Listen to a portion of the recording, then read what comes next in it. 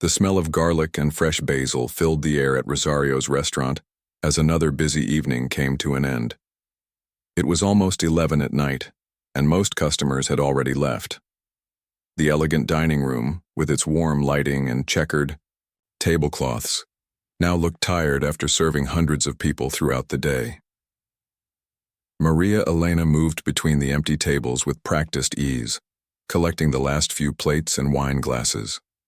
She had been working at this upscale Italian restaurant in downtown Chicago for almost 2 years now, and she knew every corner of the place like the back of her hand. Her black uniform was still neat despite the long shift, and her dark hair was pulled back in a simple ponytail that had somehow stayed perfect even during the dinner rush. The kitchen staff was already cleaning up, making loud noises as they scrubbed pots and wiped down counters. The other servers had finished their side work and were counting their tips, talking about their weekend plans. But Maria Elena wasn't in a hurry to leave. She never was. While everyone else focused on getting home, she had developed a different routine over the past few months, something that had become as natural to her as breathing, but something she never talked about with her coworkers. As the last customer finally left and the front door was locked, Maria Elena made her way to the kitchen. The head chef, Tony, was putting away the last of the clean dishes.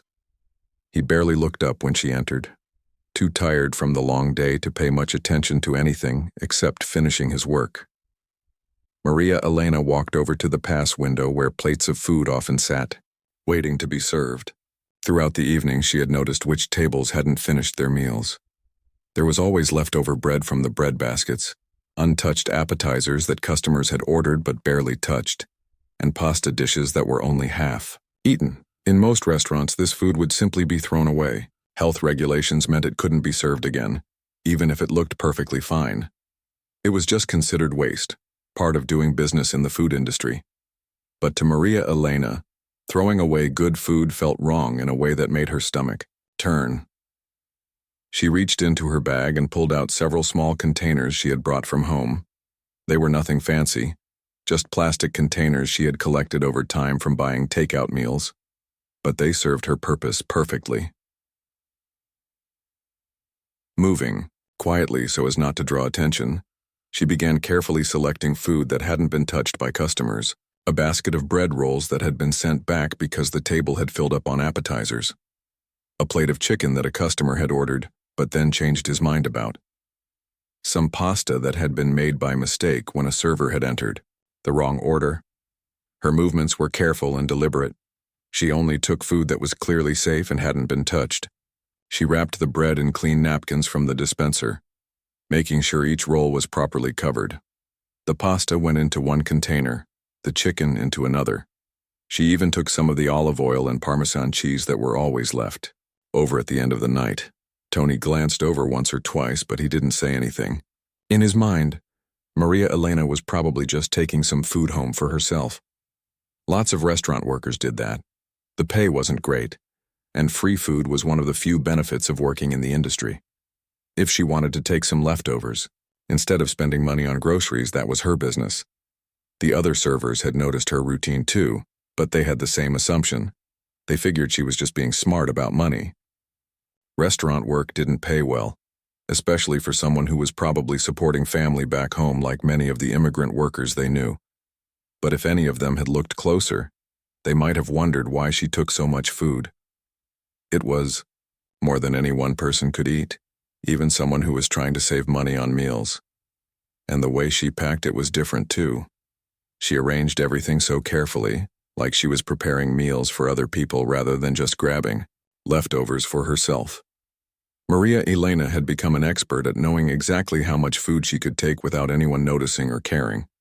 She knew which nights produced the most leftovers, which customers were likely to order more than they could eat, and which dishes the kitchen sometimes made by accident. She also knew how to time her collection perfectly. She waited until most of the staff had finished their work and were focused on other things. She moved quickly, but not so quickly that she looked suspicious. And she always made sure to help with other closing duties so no one could say she was being lazy or trying to get out of work. As she finished packing the food, Maria Elena felt the familiar weight of the containers in her bag. It was a good night. She had managed to collect enough bread for at least 15 people, plus enough main dishes to provide real meals for several others. The pasta alone could probably feed a small family. She slung her bag over her shoulder and said goodbye to Tony and the remaining kitchen staff. They barely acknowledged her, busy with their own routines of finishing up for the night. She walked through the dining room one last time, making sure all the lights were turned off and everything was in its proper place. The night manager, Dave, was counting the register at the front of the restaurant. He looked up as she passed and gave her a tired wave. "See you tomorrow, Maria Elena," he said, already focused back on his money. "See you tomorrow," she replied, her voice soft but friendly. She had learned to keep conversations brief at work, not because she was unfriendly, but because she had learned that the less people knew about your personal life, the fewer questions they asked. She pushed open the heavy front door and stepped out into the cool Chicago night. The downtown streets were still busy with people leaving bars and restaurants, couples walking hand in hand, and groups of friends laughing loudly as they decided where to go next. But Maria Elena turned in the opposite direction from most of the crowd. Instead of heading toward the trendy neighborhoods where many of her co-workers lived, she began walking toward a part of the city that most people avoided after dark. The containers in her bag weren't heavy, but they represented something much bigger than just leftover food. They represented hope, dignity, and love for people who often felt forgotten by the world around them. As she walked through the streets, past the bright lights of the restaurant district, and into the quieter, darker neighborhoods beyond, Maria Elena thought about the faces she would see soon. Elderly faces lined with years of hard work and struggle. Eyes that lit up when she arrived, not just because of the food she brought, but because her presence reminded them that someone cared. She had been making this walk for months now, several times a week, whenever her work schedule allowed. And each time she felt the same sense of purpose that had driven her to start this routine in the first place. It wasn't about recognition or praise. It was about doing what felt right, what her heart told her was necessary. The weight of the containers seemed to get lighter with each step as she moved closer to her destination, ready to turn what others saw as waste into something that would bring comfort and nourishment to people who needed it most. Thomas Richardson sat in his usual corner booth at Rosario's, barely touching his expensive steak dinner. The meeting with potential investors had ended an hour ago, but he remained seated pretending to review documents on his tablet. In reality, he was watching something far more interesting than quarterly reports. For the third week in a row, he had noticed the same waitress doing something unusual after closing time. While other staff members hurried to finish their work and get home, this particular server moved through the restaurant with a different kind of purpose. She wasn't just cleaning up or rushing to leave like everyone else.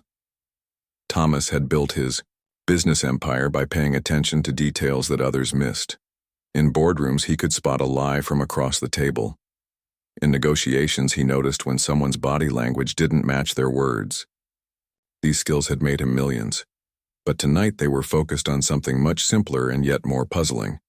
The waitress, whose name tag read Maria Elena, was collecting leftover food with the precision of someone following a carefully planned routine. But this wasn't someone sneaking extra food for themselves. The way she selected items, the careful way she wrapped everything, and the sheer amount she was taking suggested something entirely different. Thomas had been coming to Rosario's twice a week for almost 6 months now. It was conveniently located near his office, the food was excellent, and the private dining room was perfect for business meetings. He was the kind of customer restaurants loved, someone who spent good money and never complained about anything. But he had never paid much attention to the staff before. They were just part of the background, people who brought food and filled water glasses while he focused on more important matters. That had changed 3 weeks ago when he had stayed late to finish some urgent paperwork and witnessed Maria Elena's unusual behavior for the first time. Tonight he decided to observe more carefully. As the last customers filtered out and the front door was locked, Thomas remained in his booth, partially hidden by a decorative plant. The restaurant's lighting had been dimmed, creating shadows that made it easy for him to watch without being noticed. Maria Elena emerged from the kitchen carrying several small containers. She moved through the dining room like someone who knew exactly what she was looking for. At table 12, she collected a basket of bread that had been barely touched. The customers there had been too busy talking business to eat much, something Thomas could relate to from his own dining experiences. She moved to table 7 next, where a couple had ordered too much food and left half their pasta dishes untouched.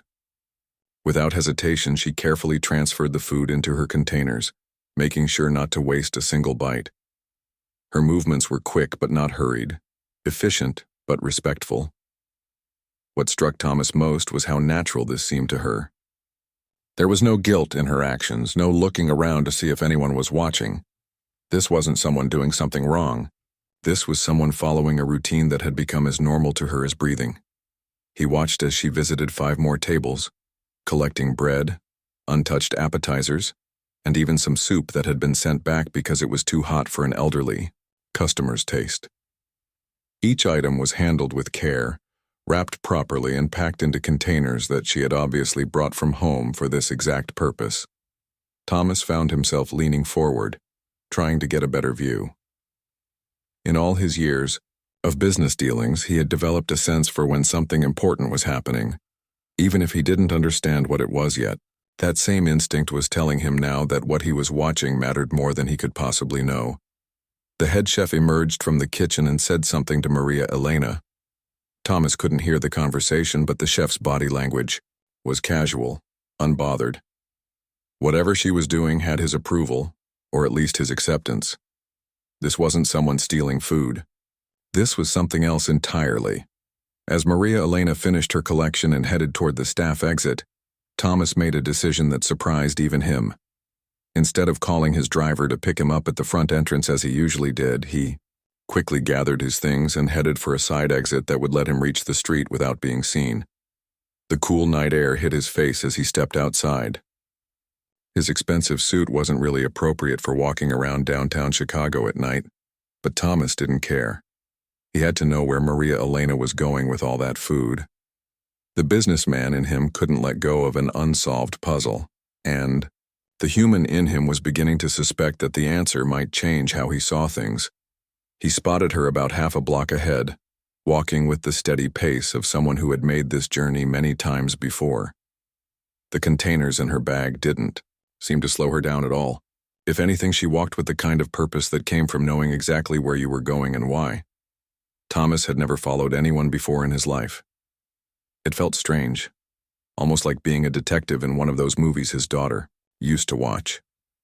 But something about Maria Elena's behavior had captured his attention in a way that few things did anymore. When you had achieved everything you thought you wanted in business, it was rare to find something genuinely intriguing. He kept his distance, staying about a block behind her. The neighborhoods began to change as they walked further from the restaurant district. The buildings became older, the streets less well lit. This wasn't the kind of area where Thomas usually spent his evenings, but Maria Elena seemed completely comfortable here. She turned down a side street that Thomas had never noticed before, even though he had been driving past this area for years. It was the kind of street that successful businessmen like him simply didn't have any reason to explore. The buildings were mostly old apartments and small businesses that had seen better days. Thomas slowed his pace, not wanting to get too close. He watched as Maria Elena approached a building that looked like it might have been a school or community center at some point.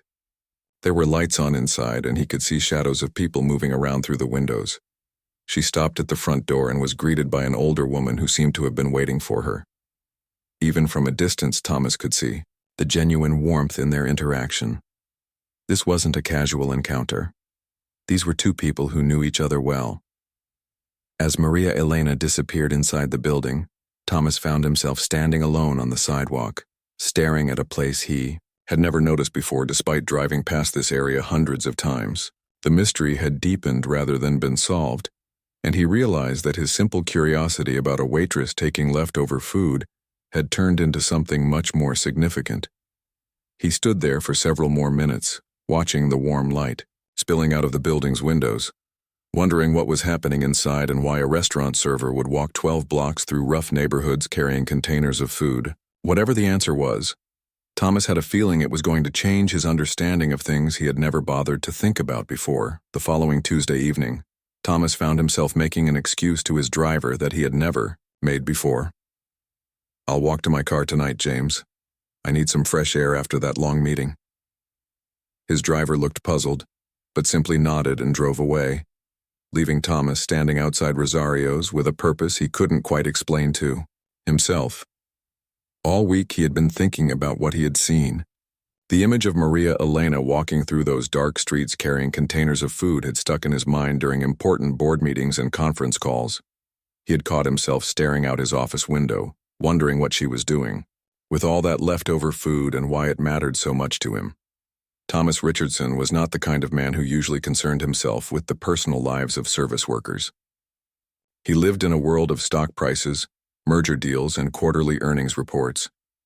The people who brought his food or cleaned his office were simply part of the background of his successful life. But something about Maria Elena's mysterious routine had broken through his usual focus on business matters. Tonight he had deliberately scheduled his dinner meeting to end earlier. He had positioned himself at a table with a clear view of the entire restaurant, and he had been watching Maria Elena throughout her shift with the attention he usually reserved for analyzing potential business partners. What he noticed was remarkable in its consistency. Every time she cleared a table where customers had left food untouched, she would pause for just a moment longer than necessary. Her eyes would assess what could be saved and what had to be thrown away. When she thought no one was looking, she would make quick mental notes about which tables had the most useful leftovers. But there was something else he observed that was even more interesting. The way she treated every customer, regardless of how much money they spent or how demanding they were, with the same genuine kindness. When an elderly man struggled to read the menu, she patiently helped him choose something that would be easy for him to eat. When a young mother came in with two small children who were clearly tired and cranky, Maria Elena somehow managed to keep them entertained while taking their order. These weren't the actions of someone just doing a job for a paycheck. These were the actions of someone who genuinely cared about other people's well-being. And now Thomas was beginning to understand that whatever she was doing with that leftover food probably came from the same place in her heart. As the restaurant began its closing routine, Thomas felt his pulse quicken with anticipation. He had spent the entire week wondering if he would have the courage to follow her again, and now the moment had arrived. Part of him felt foolish for being so interested in the activities of a waitress he barely knew, but a larger part of him felt like he was on the verge of discovering something important, something that might change how he saw the world around him. Maria Elena emerged from the kitchen right on schedule, carrying the same types of containers she had used the week before. Her routine was exactly the same: methodical, careful, respectful of the food she was collecting. Thomas watched from his hidden position near the front door as she moved through the dining room like someone following a well-practiced plan. This time, he was ready when she headed for the staff exit. He had already paid his bill and gathered his belongings. As soon as she disappeared through the back door, he quickly made his way outside and positioned himself to follow her route without being detected. The night was colder than the previous week, and Thomas pulled his expensive coat tighter around himself as he began walking. The contrast between his business attire and the neighborhood they were entering became more obvious with each block. His polished leather shoes clicked against the sidewalk in a way that seemed too loud for the quiet streets they were walking through. Maria Elena maintained the same steady pace he remembered from before. She clearly knew these streets well, taking shortcuts through alleys and across small parks that Thomas had never known existed. This wasn't someone who was nervous about walking alone through rough neighborhoods at night. This was someone who belonged here, who was part of this community in a way that Thomas had never been part of any community. As they walked, Thomas began to notice things about this area that he had never seen from the comfort of his car. Small grocery stores with signs in Spanish and other languages he didn't recognize. Apartment buildings that had obviously seen better days, but were kept as clean and neat as possible by residents who took pride in their homes despite limited resources. There were people on the streets too. Not the kind of dangerous characters he had expected, but families walking together, teenagers, hanging out on stoops, elderly people sitting on benches and talking in quiet voices. It was a real neighborhood, a place where people lived their lives and took care of each other, not just the anonymous urban wasteland he had always imagined it to be. When Maria Elena reached the same building she had visited the week before, Thomas was better prepared to observe what happened next. He positioned himself across the street, partially hidden behind a parked van, where he could see the front entrance clearly. The same older woman was waiting for her, but this time, Thomas could see that there were other people gathering at the building too. Elderly men and women were slowly making their way up the front steps, some using walking canes, others moving carefully but with obvious anticipation for whatever was about to happen inside. Through the large windows, Thomas could see into what appeared to be a community room. Folding tables had been set up in neat rows and the elderly people were taking seats around them. It looked like some kind of social gathering, but Thomas couldn't figure out what role Maria Elena and her containers of leftover food played in whatever was happening. Then he saw something that made his breath catch in his throat. Maria Elena had disappeared into what must have been a kitchen area, and now she was emerging with plates of food. The containers she had so carefully packed at the restaurant were being transformed into individual meals, and she was serving them to the elderly people with the same care and attention she showed to paying customers at Rosario's. But this was different from restaurant service. As she placed each plate in front of someone, she paused to speak with them. Even from across the street, Thomas could see the genuine warmth in these interactions. These weren't just people receiving food. These were relationships, connections between people who clearly knew and cared about each other. Thomas watched in amazement as Maria Elena moved through the room, making sure everyone had enough to eat, stopping to chat with each person, laughing at something an elderly man said, gently helping a woman who seemed to be having trouble using her fork. The containers that had held restaurant leftovers were now empty, but the room was full of something much more valuable than food. Standing there on that dark street, looking through those windows at a scene of simple human kindness, Thomas felt something shift inside his chest. He had spent his entire adult life focused on acquiring wealth and power, on building a business empire that impressed other successful people. But he had never seen anything as impressive as what he was witnessing. Right now, someone with very little giving everything she had to people who had even less. For the first time in years, Thomas Richardson felt tears forming in his eyes, and he wasn't entirely sure why. Thomas spent the next 3 days unable to focus on anything except what he had witnessed outside that community building. During important conference calls, his mind wandered to the image of Maria Elena serving food to those elderly people with such genuine care. While reviewing financial reports, he found himself thinking about the warmth he had seen in that simple community room. By Friday morning, he had made a decision that would have shocked anyone who knew him well. Thomas Richardson, a man who never did anything without a clear business purpose, was going to visit that community center and find out more about what he had seen. He waited until the afternoon, reasoning that if it was some kind of senior center, there might be activities happening during the day. He had his driver take him to within a few blocks of the building, then walked the rest of the way, feeling strangely nervous about what he was about to do. The building looked different in daylight. It was older than he had realized, probably built in the 1960s, with the kind of practical architecture that was meant to serve a purpose rather than impress anyone.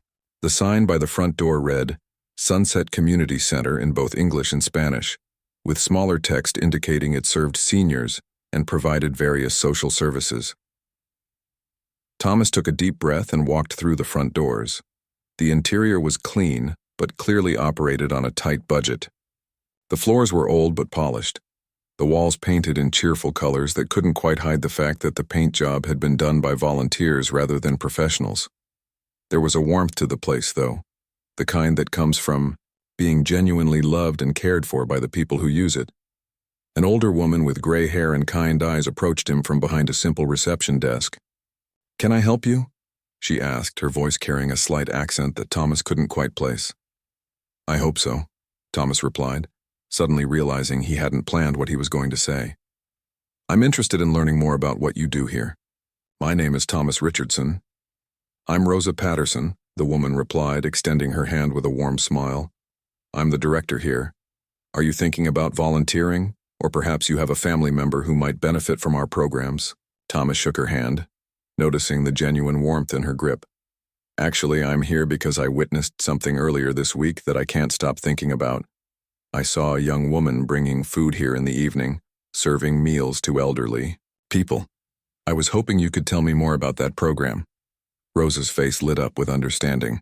Ah, you must have seen our Maria Elena. She's quite something, isn't she? Come, let me show you around and tell you about what we do here. As they walked through the building, Rosa explained that the Sunset Community Center had been serving the neighborhood's elderly population for over 15 years. Most of their clients were immigrants who had worked hard their entire lives, but now lived on very small Social Security checks or pensions that barely covered their basic needs. Many of our people worked in factories or restaurants their whole careers, Rosa explained as they passed a room where several elderly men were playing dominoes. They paid into the system, they followed all the rules, but when they got older, they found that what they had wasn't quite enough to live comfortably, and many of them have very little family support here in America. They entered the same community room where Thomas had watched Maria Elena serving food. In the daylight, he could see details he had missed before. Hand-painted murals on the walls showing scenes from various countries, photographs of community events and celebrations, a small stage where someone had obviously put on performances for the residents. We used to have a meal program, Rosa continued, her voice taking on a sadder tone. 3 times a week we would provide dinner for anyone who wanted to come. It wasn't fancy food, but it was nutritious and it gave our people a reason to get out of their apartments and socialize with others. For many of them, it was the highlight of their week. Used to have? Thomas asked, though he suspected he already knew where this story was going. Rosa sighed and sat down at one of the folding tables. Budget cuts. The city reduced our funding, and the grants we had been receiving were not renewed. We had to make a choice between keeping the building open for activities or continuing the meal program. We chose to keep the center open, but it meant saying goodbye to the dinners. She paused, looking around the room with obvious affection for the place and the people it served. That's when our angel appeared. Angel? Thomas asked, taking a seat across from her. That's what everyone here calls Maria Elena, Rosa said with a smile. About 3 months after we had to stop the meal program, she showed up one evening with containers full of food. She said she worked at a restaurant and noticed they threw away a lot of perfectly good food every night. She asked if we could use it. Rosa's eyes grew moist as she continued. At first I was concerned about health regulations and liability issues, but Maria Elena was very careful to explain that she only took food that hadn't been touched by customers, that it was the same quality we would serve in any restaurant, and the need was so great among our people. Thomas listened intently as Rosa described how Maria Elena had gradually become a regular part of the community center's evening activities. She didn't just bring food and leave.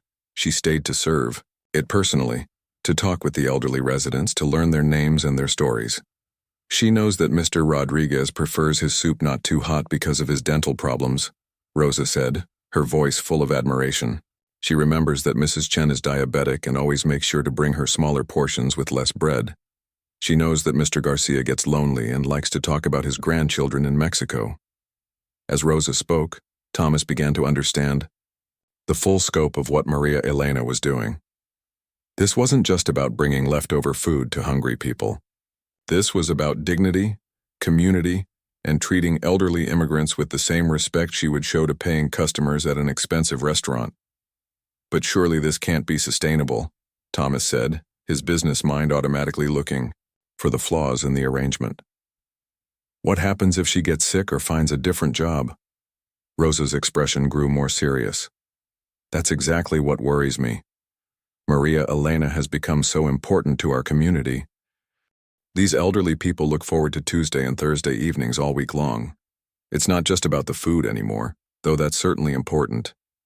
It's about having someone who cares, someone who sees them as valuable human beings rather than just old people taking up space in the world. She stood up and walked over to a bulletin board covered with photos. "Look at these pictures," she said, pointing to images of elderly people sitting around the tables, smiling and talking while Maria Elena served them food. "When was the last time you saw people this age looking so happy and engaged? Most of them live alone in small apartments. Some of them go days without having a real conversation with another person. But twice a week, they have this." Thomas studied the photographs, seeing the genuine joy in the faces of people who clearly had very little material wealth but had found something precious in this simple gathering. In the center of many of the photos was Maria Elena, looking as happy as anyone in the room despite the fact that she was the one doing all the work. "How does she afford to do this?" Thomas asked. "I mean, she's working as a waitress. That can't pay very much." Rosa's expression became even more admiring. "That's the truly remarkable thing about our Maria Elena. I happen to know that she sends most of her paycheck back to El Salvador to support her mother and younger siblings. She lives in a tiny studio apartment across town and walks everywhere to save money on transportation. The food she brings here, that's often the same food she eats for her own meals." The impact of Rosa's words hit Thomas like a physical blow. Maria Elena wasn't just sharing extra food with people who needed it. She was sharing her own meals, her own sustenance, with elderly strangers who had become like family to her. "She's giving away her own food?" he asked, his voice barely above a whisper. "Every Tuesday and Thursday," Rosa confirmed, "and she never complains, never asks for anything in return. She just shows up with that beautiful smile and treats our people like they're the most important customers in the finest restaurant in the city." Thomas sat in silence, trying to process what he had learned. In his world, people calculated every transaction, every relationship, every action in terms of what benefit it might bring them. But Maria Elena was operating from a completely different set of values, one that he was only beginning to understand. Thomas spent the weekend in a state he had never experienced before. Every luxury in his penthouse apartment felt meaningless. The expensive art on his walls, the imported furniture, the view of the city that had once filled him with pride, none of it mattered anymore. All he could think about was a young waitress who gave away her own meals to feed elderly strangers. By Monday morning, he had made a decision that would change everything. But first, he needed to speak with Maria Elena directly. He needed to understand her motivation, to see if what Rosa had told him was really true, and to find out if there was a way he could help without insulting her dignity or interfering with something beautiful. That evening, Thomas arrived at Rosario's earlier than usual. He requested a table in Maria Elena's section and spent the dinner service watching her work with new eyes. Every smile she gave to difficult customers, every patient moment she spent explaining menu items to confused diners, every graceful way she handled the stress of a busy restaurant. It all took on new meaning now that he knew what she did after her shift ended. As the restaurant began to close, Thomas approached the manager. "Excuse me, I'd like to speak with one of your servers, Maria Elena, if that's possible. It's about a community matter." The manager looked suspicious at first, but Thomas's expensive suit and calm demeanor seemed to reassure him. "Sure, I'll let her know. She's just finishing up her closing duties." A few minutes later, Maria Elena appeared, still wearing her work uniform, her expression polite but puzzled. Up close, Thomas could see the tiredness in her eyes from a long shift, but also the same kindness he had observed from a distance. "You wanted to speak with me, sir?" she asked, her voice carrying a slight accent that reminded him of Rosa's warm tone. "Yes, please sit down," Thomas said, gesturing to the chair across from him. "My name is Thomas Richardson. I have something I need to tell you, and I hope you'll forgive me for what might seem like an invasion of your privacy." Maria Elena sat down carefully, her expression becoming more guarded. Thomas could see her mind working, probably wondering if she was in trouble for something. "I followed you," Thomas said simply. "Last week, after you left work, I saw what you do at the community center." The color drained from Maria Elena's face. Her hands, which had been resting calmly on the table, suddenly gripped the edge as if she were preparing to run. "I can explain," she said quickly. I only take food that would be thrown away anyway. I'm very careful about what I take and I never— You're not in trouble, Thomas interrupted gently. Please let me explain why I followed you. And then I have something I'd like to ask you. Over the next 10 minutes, Thomas told Maria Elena about his growing curiosity, about watching her collect food with such care, about following her through the neighborhoods, and witnessing her serve meals to the elderly residents. He told her about his conversation with Rosa, about learning the full extent of what she was doing and the sacrifices she was making. As he spoke, Maria Elena's expression shifted from fear to surprise to something that looked almost like embarrassment. You didn't need to follow me, she said quietly. If you had questions, you could have just asked. Would you have told me the truth? Thomas asked. Would you have told me that you walk 12 blocks through rough neighborhoods twice a week to serve your own food to elderly people you barely knew when you started? Maria Elena was quiet for a long moment. When she finally spoke, her voice was soft but steady. My grandmother raised me in El Salvador. She used to say that food is love made visible.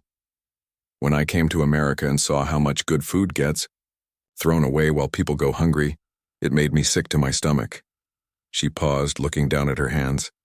When I found the community center and met those beautiful people, they reminded me so much of my grandmother. They had worked hard their whole lives, they had stories and wisdom to share, but they were invisible to most people. They were just forgotten. But you're barely making enough money to survive yourself, Thomas said. Rosa told me you send most of your paycheck to your family in El Salvador. Maria Elena's cheeks flushed slightly. Rosa talks too much sometimes, she said with a small smile. But yes, my mother and my 2 younger brothers depend on what I send home. My father died 3 years ago, and there aren't many opportunities where they live.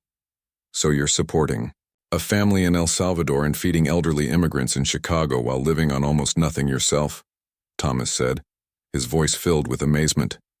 Why? The question seemed to surprise Maria Elena. She looked at Thomas as if the answer should be obvious. Because I can, she said simply. I'm young and strong. I can work extra hours. I can walk instead of taking the bus. I can eat simple food. But those people at the center, Mr. Rodriguez with his bad teeth, Mrs. Chen with her diabetes, Mr. Garcia who misses his grandchildren, they shouldn't have to choose between buying their medicine and eating dinner. Thomas felt the same emotion he had experienced while watching through the community center windows. Here was someone who had very little but gave everything, someone who saw need and responded with action instead of excuses. Maria Elena, he said, his voice becoming more formal. I want to offer you something, but I need you to hear me out completely before you respond. She nodded, though he could see the wariness returning to her expression. I'm the CEO of a company called Richardson Holdings. We're successful, and we have the resources to make a real difference in people's lives. I want to offer you a position as the director of our new community outreach program. The salary would be 3 times what you make here, with full benefits and opportunities for advancement. Maria Elena's eyes widened, but before she could speak, Thomas continued. More importantly, I want to commit my company to fully funding the meal program at the Sunset Community Center, not just for the elderly people who come now, but expanded to serve 3 meals a week to anyone in the community who needs them. Real meals, prepared by professional cooks, with all the proper facilities and no dependence on leftover food. The silence that followed was the longest of Thomas's life. Maria Elena sat perfectly still, staring at him as if he had just spoken in a foreign language. I don't understand, she finally whispered. Why would you do this? Thomas felt tears forming in his eyes for the second time in a week. Because you showed me something I had forgotten existed. I've spent my entire adult life focused on making money and building a business empire. I thought success meant having the most expensive car, and the biggest office, and the most impressive quarterly reports. He paused, struggling to find the right words for feelings he had never tried to express before. But watching you serve those people, seeing the love and dignity you bring to everything you do, made me realize that I've never done anything in my life that mattered as much as what you do every Tuesday and Thursday evening with leftover pasta and day-old bread.